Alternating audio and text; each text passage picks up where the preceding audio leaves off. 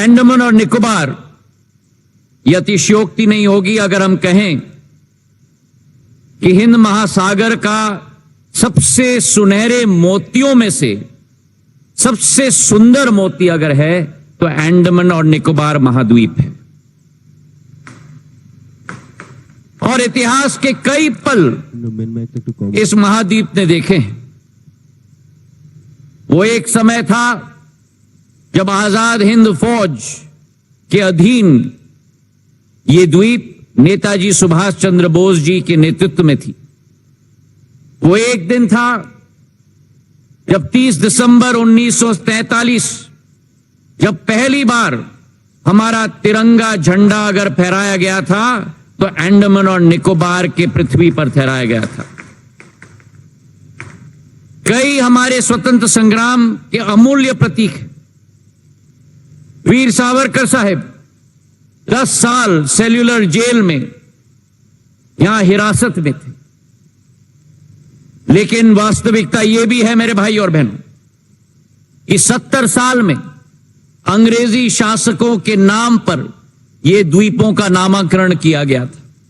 और अगर उसे किसी ने परिवर्तित किया तो हमारे प्रधानमंत्री, हमारे पंत प्रधान नरेंद्र मोदी जी ने, जिन्होंने यह कदम लिया कि 21 हमारे वीर सपूतों को, परमवीर चक्र के विजेताओं पर 21 द्वीपों का नाम करके सच्ची श्रद्धांजलि हमारे वीर सपूतों को किसी ने दी है तो प्रधानमंत्री नरेंद्र मोदी जी ने दी।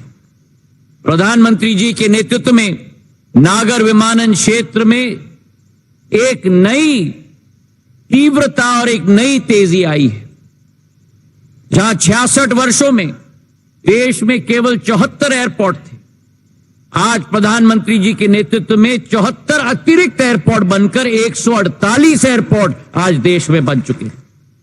जहां देश में केवल 2013-14 में 6 करोड़ घरेलू यात्री थे, आज उसी भारत में 14.5 घरेलू यात्री, मतलब 130% की वृद्धि हुई है। जहां एयरलाइंस की फ्लीट में केवल 400 विमान होते थे, 9 वर्षों में आज 700 विमान, 75% वृद्धि हुई है। और जिस देश में केवल 3 ग्रीनफील्ड एयरपोर्ट थे, आज उसी देश में प्रधानमंत्री जी के नेतृत्व में 11 अतिरिक्त बनकर 14 ग्रीनफील्ड एयरपोर्ट हो चुके हैं। लेकिन यह सफर प्रधानमंत्री जी का निर्देश है। प्रधानमंत्री जी का निर्देश है कि यह सफर निरंतर जारी रहना होगा। और इसलिए प्रधानमंत्री जी के नेतृत्व में जिस भारत में आज 148 एयरपोर्ट हैं, आने वाले 3-4 सालों में इस संख्या को बढ़ाकर हम लोग 200 पार करेंगे, यह हमने संकल्प लिया है। जिस भारत में केवल 14.5 करोड़ वर्तमान में घरेलू यात्री हैं, 2030 तक हमारा अनुमान है कि 42 करोड़ तक यह आंकड़ा पहुंचेगा। और जिस भारत में आज 700 विमान हैं, आने वाले 3-4 वर्षों में इसे बढ़ाकर 1500 से 1700 विमान तक हम लोग पहुंचाएंगे। यह हम लोगों का संकल्प है। आज प्रधानमंत्री जी के नेतृत्व में पूरे देश का आम नागरिक योजना, लोकतांत्रिकरण नागर विमानन सेवा का प्रधानमंत्री जी का संकल्प और सपना कि हवाई चप्पल पहनने वाला भी हवाई जहाज में उड़े, आज उस योजना के तहत करीब 1.5 करोड़ यात्रियों ने सफर किया है, जो पहला सपना ही देखते थे हवाई जहाज को देखकर। आज उसी के तहत 2,35,35,000 फ्लाइट्स चली हैं। और आज उसी के तहत 3 नए एयरलाइंस का जन्म भी हमारे देश में हुआ है। आज अंडमान और निकोबार में 572 द्वीपों का यह समूह, जो बंगाल की खाड़ी और अंडमान के जंक्शन पर स्थित भारत का सबसे महत्वपूर्ण अंग है। वीर सावरकर अंतर्राष्ट्रीय विमानतल का उद्घाटन आज प्रधानमंत्री जी के कर कमलों से किया जा रहा है। पूर्व में यह विमानतल केवल 7,500 वर्ग स्क्वायर मीटर का होता था। आज इसे बढ़ाकर 5 गुना 40,000 वर्ग स्क्वायर मीटर का विमानतल का उद्घाटन प्रधानमंत्री जी से किया जा रहा है। जहां 300 यात्रियों की क्षमता होती थी, आज 1200 यात्री प्रति घंटा की क्षमता के आधार पर ये महत्वपूर्ण विमानतल का उद्घाटन हो रहा है। और उसी के तहत जो प्रधानमंत्री जी की सोच और विचारधारा सदैव रही है, vocal for local, Andaman and Nicobar की अतुल्य बायोडाइवर्सिटी को भी स्थान इस विमानतल में दिया गया है।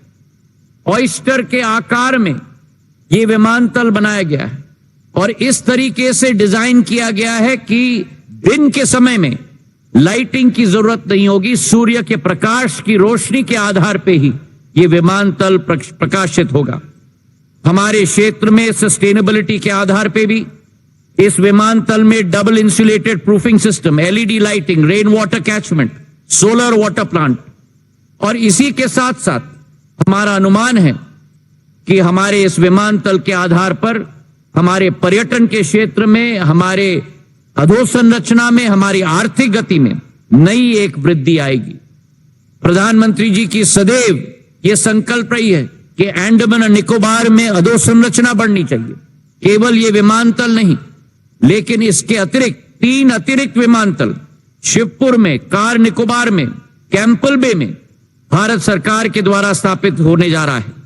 और उसी के साथ 4 वाटरड्रोम शहीद द्वीप में, शहीद द्वीप के साथ साथ हमारे स्वराज द्वीप में, आइलैंड में और पोर्ट ब्लेयर में 108 से 150 करोड़ कुल मिलाकर ये निवेश हमारे क्षेत्र में किया जा रहा है। प्रधानमंत्री जी के नेतृत्व में जो सोच और विचारधारा है भारतीय जनता पार्टी की, सेवा की, सुशासन की और गरीब कल्याण की, उसके प्रति हम सब समर्पित हैं। और जो 9 वर्षों में काम हुआ है, ये आने वाले कई सदियों को इसका लाभ मिलेगा, इसका हमें पूरा विश्वास है। जो 70 साल में नहीं हो पाया है, प्रधानमंत्री जी ने वो परिवर्तन अधोसंरचना में, आधुनिकता में 9 साल में करके दिखाया है अंडमान और निकोबार आइलैंड में। और हमें पूरा विश्वास है कि आने वाले समय में ये द्वीप समूह का गेटवे जो पोर्ट ब्लेयर है, रोजगार के लिए, शिक्षा के लिए और निवेश का गेटवे बनेगा। इन्हीं शब्दों के साथ बहुत बहुत शुभकामनाएं। धन्यवाद। जय हिंद।